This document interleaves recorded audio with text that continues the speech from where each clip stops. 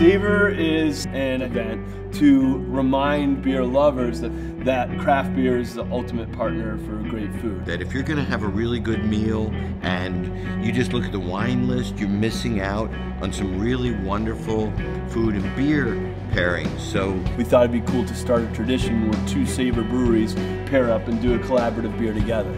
So this beer that we're brewing together, Savor Flowers, is a collaboration between Boston Beer and Dogfish, brewed exclusively for the Savor event in DC. We call the beer Savor Flowers because flowers are the theme around which we built the beer. And flowers not just in the sense of hops, because of course hops are flowers. We wanted to expand the brewer's vocabulary way beyond normal boundaries. And us as craft brewers for 30-odd years have been playing around amazing ways with hops and barley and then spices and fruits. But water, the ingredient that's the majority volume of every beer in the world, has never really been looked at as a catalyst for creativity. So that's when I thought, wouldn't it be cool to replace the brewing water for the entire batch with a distillate of rose water? And since we own a little distillery, I knew I could do that. So that was really what I came to Jim with. And he immediately, in one run-on sentence, pulled out his Batman utility belt of high ABV malt extract tincture flowers, original craft brewing barrel to brew with, hop varieties that are so experimental they don't even have a name, they just have a number. An experimental hop variety that is bred to impart floral character into the beer.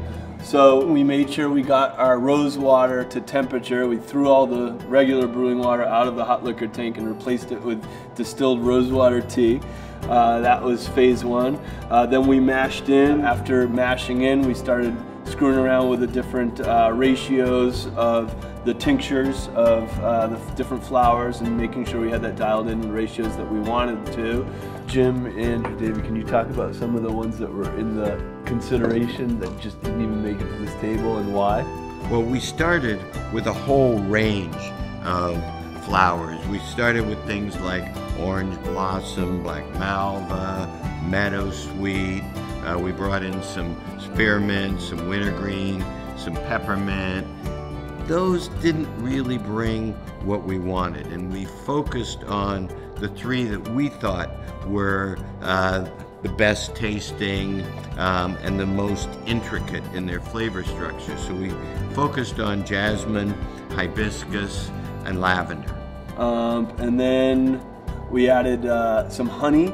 Because we're not the only ones that can bring flowers into the beer. We got some help from our little friends, the bees. And then we boiled. For a brewer, just looking at the kettle, it's like watching a fireplace. You know, it's constantly changing, it's very peaceful, it's very relaxing, and, signs appear. And in the mash tub in the very beginning, a flower appeared. That was really cool. That was like a sign that says, yeah, you're on the right track. And then we totally did like 3-point shots with bags filled with unnamed hops. And then in the aging tanks, we're gonna add this special tincture that we make in barrel one. It's a very high alcohol base that we steeped different flowers in. And barrel one is the original barrel that started the extreme brewing movement and started the barrel aging of triple bock. So it begins with flowers in the rose water and ends with flowers in the aging tanks. The passion and the attention to detail and the camaraderie here was really heartwarming, and I'll always remember it.